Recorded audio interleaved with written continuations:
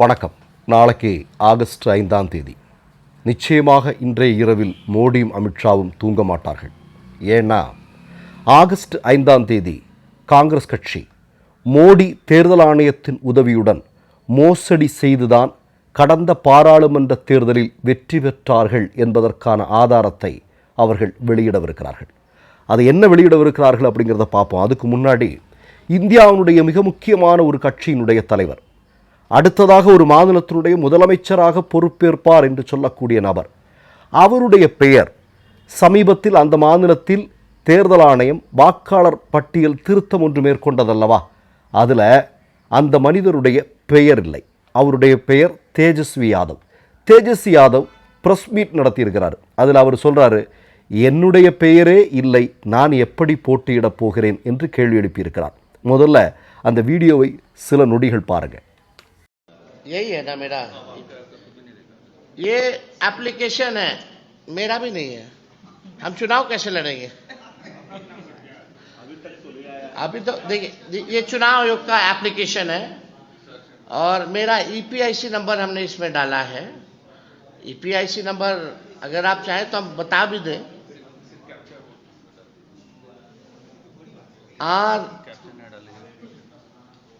R A B 2916 इसमें captcha आता है. हाँ, अचार है. अब हम डालते हैं कि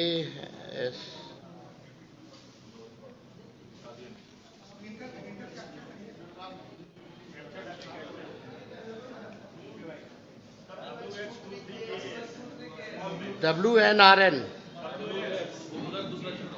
अच्छा, उसमें दूसरा चल रहा है.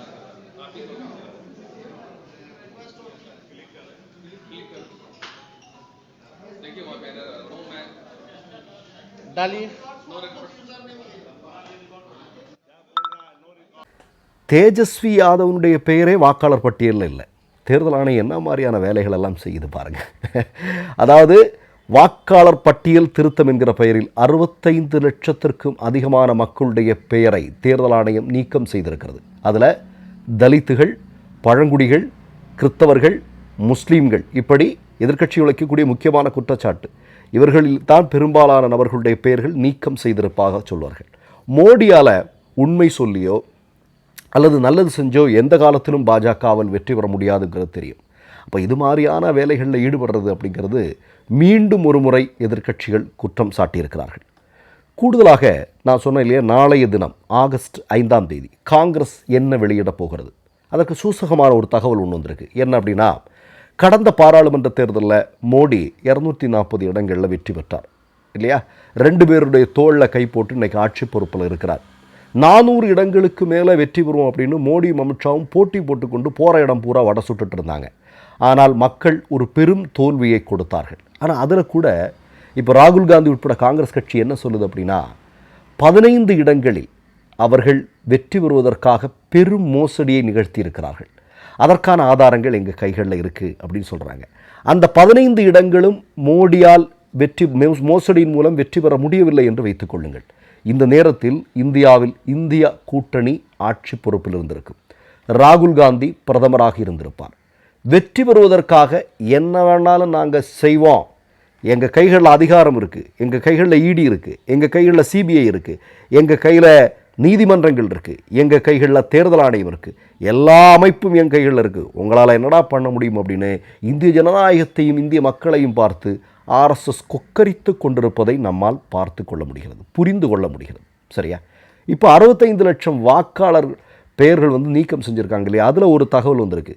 அந்த திருத்தப்பட்ட பட்டியல் வழியாகி இருக்குது. அதில் என்ன தெரியுமா, நீங்கள் பார்த்தீங்கன்னா 17 பேருக்கு ஒரே முகவரி, வெவ்வேறு மதத்தை சார்ந்தவர்கள், வெவ்வேறு சாதியை சார்ந்த 17 பேர்களுக்கு ஒரே முகவரியுடன் பட்டியல் வெளியாகி இருக்கிறது.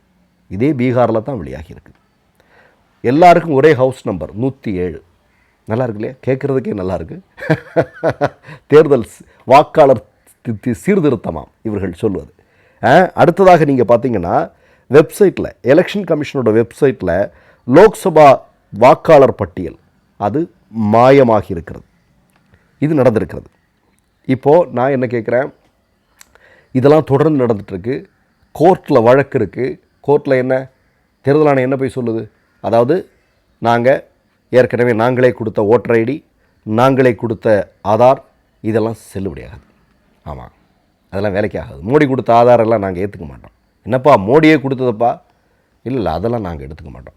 அப்போது நீங்கள் கொடுத்த ஓட்டர் ஐடி அதெல்லாம் நாங்கள் எடுத்துக்க மாட்டோம்.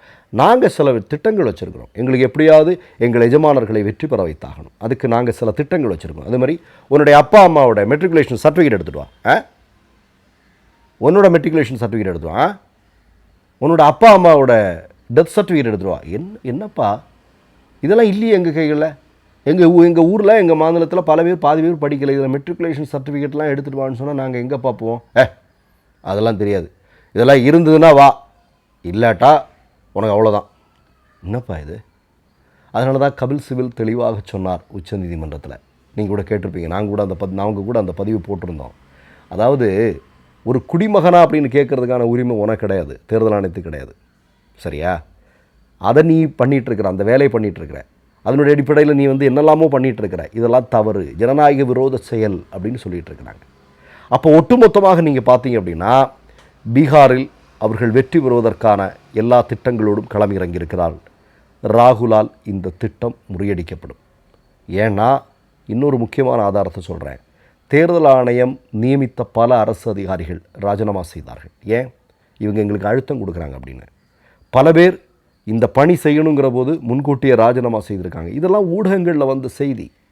இனி இதை விட பெரிய செய்திகள் வேணுமா? இப்போ இதெல்லாம் நடந்துகிட்ருக்கு. மோடி என்ன சொல்கிறாரு, ஆகஸ்ட் 15ஆம் தேதி சுதந்திர தினத்திற்கன்று நான் பேசும்போது எனக்கு என்னுடைய உரையில் என்னெல்லாம் சொல்லணும் அப்படிங்கிறத தயவு செஞ்சு எனக்கு எழுதி அனுப்புங்க அப்படின்னு. இந்த வருகிற ஆகஸ்ட் 15ஆம் தேதி கூட நீங்கள் அது வரைக்கும் பிரதமராக தொடர்வீங்களான்னு கூட தெரியல. நாளைய தினம் ராகுல் காந்தியும் காங்கிரஸும் வெளியிடப் போகக்கூடிய அறிக்கையில் இந்திய மக்களே பாஜகவிற்கு எதிராக மிகப்பெரிய போராட்டத்தை முன்னெடுப்பார்கள். ஏன்னா மோசடி செஞ்சு ஃப்ராடுத்தனம் பண்ணி தான் நீங்கள் ஆட்சி பொறுப்புக்கு வந்திருக்கீங்க அப்படிங்கிறது நாளைய தினம் எல்லா விதமான ஆதாரங்களும் வெளியிடப்படும் பட்சத்தில் இந்திய மக்கள் வீதிகளில் தங்கள் போராட்டங்களை முன்னெடுப்பார்கள்.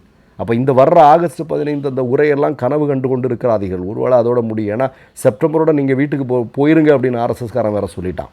இப்போ எல்லாமே சிக்கல் தான். இன்றைக்கு இரவு நான் மீண்டும் சொல்கிறேன், முதல்ல சொன்னது தான் சொல்கிறேன், மோடியும் அமித்ஷாவும் நிம்மதியாக தூங்குவாங்களோ அப்படின்னு தெரியாது. இதில் இன்னொரு முக்கியமான செய்தியை சொல்கிறேன்.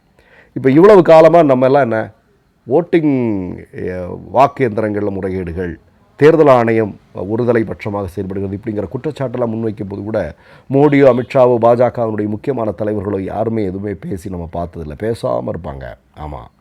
ஆனால் இந்த முறை நீங்கள் பார்த்தீங்கன்னா ராஜ்நாத் சிங் நம்முடைய இராணுவத்தினுடைய அமைச்சர் பொறுப்பில் இருக்கக்கூடியவர் ராகுல் காந்தி வெளியிடட்டுமே, அப்படி என்ன வெளியிடுறான்னு பார்த்துடணும் பயம் கொடுக்க ஆரம்பிச்சிருச்சு. முதலாக பாஜக பகிரங்கமாக நடுங்குவதை நாம் பார்க்க முடிகிறது. ராஜா சிங்கே நடுங்காய் போயிருக்காரு. சொல்கிறாரு விடட்டும், வெளியிடட்டும் பார்ப்போமே அப்படின்னு சொல்லியிருக்காரு. ஆமாம், ராகுல் வெளியிடத்தான் போகிறார். இந்திய மக்கள் அவர்களுக்கு பின்னால் அணிதிரளத்தான் போகிறது.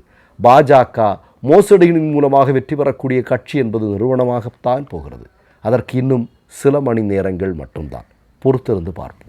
மற்றொரு நிகழ்வில் சந்திப்போம். நன்றி, வணக்கம். மை நேம் இஸ் ரெட் சேனலை சப்ஸ்கிரைப் பண்ணிக்கோங்க. அதுக்கப்புறமா பக்கத்தில் இருக்கிற ஜாயின் பட்டனை கிளிக் பண்ணீங்கன்னா ஒரு நியூ பேஜ் ஒன்று ஓப்பன் ஆகும். அதுலேயும் ஜாயின் பட்டனே கிளிக் பண்ணிக்கோங்க. அதில் பார்த்தீங்கன்னா credit R debit card options இருக்கு. இதில் உங்களுக்கு விசா, மாஸ்டர் கார்டு, ரிப்பே அப்படின்னு 3 ஆப்ஷன்ஸ் கொடுத்துருக்காங்க. அதில் நீங்கள் எந்த கார்டு சூஸ் பண்ணுறீங்களோ அந்த கார்டோட நம்பர் என்டர் பண்ணிக்கோங்க. அப்புறமா கார்டோட வேலிடிட்டி மந்த் அண்ட் இயரை டைப் பண்ணிக்கோங்க.